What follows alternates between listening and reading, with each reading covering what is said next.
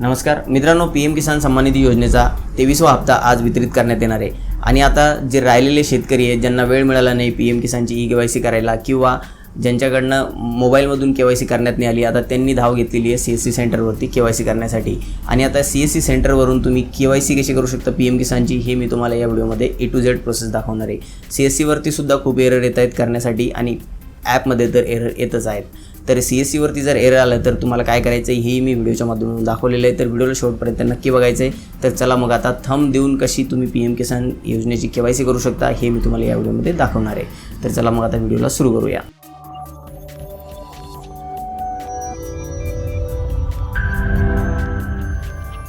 तर यासाठी आपल्याला PM किसानच्या ऑफिशियल वेबसाईटवरती यायचं। इथं आल्यानंतर एक पॉपअप येईल, तिथे दाखवलेलं बघा की आज 20 जूनला दुपारी 3:45च्या आसपास हा हप्ता वितरित करण्यात येणार आहे।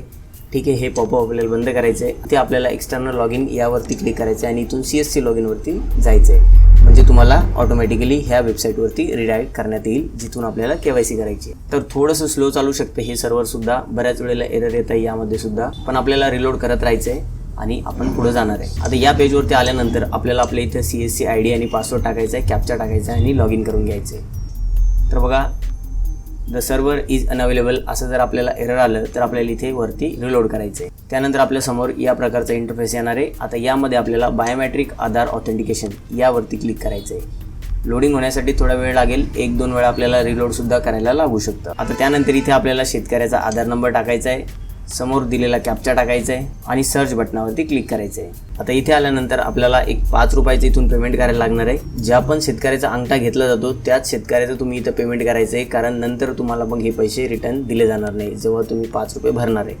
तर ज्यांचा थंब येत असेल त्यांचंच पेमेंट करा आणि त्यांची जिथून KYC करा। तर आता पेमेंट झाल्यानंतर इथे आपल्याला कॅप्चा टाकायचा आहे आणि इथे एंटर आधार रजिस्टर्ड मोबाईल नंबर, म्हणजे आधारला जो नंबर लिंक आहे तो इथे टाका आणि एक OTP आपल्याला इथे घ्यायचा आहे। तर डाव्या हाताला गेट OTPचा ऑप्शन आहे, त्यावरती आपल्याला क्लिक करायचं आहे OTP घेण्यासाठी। इथे तुम्हाला 1-2 वेळेला मोबाईल नंबर जो आहे तो इनव्हॅलिड वगैरे दाखवू शकतं, परंतु आपल्याला 1-2-3 वेळा ट्राय करायचं आहे, OTP सेंड होतो।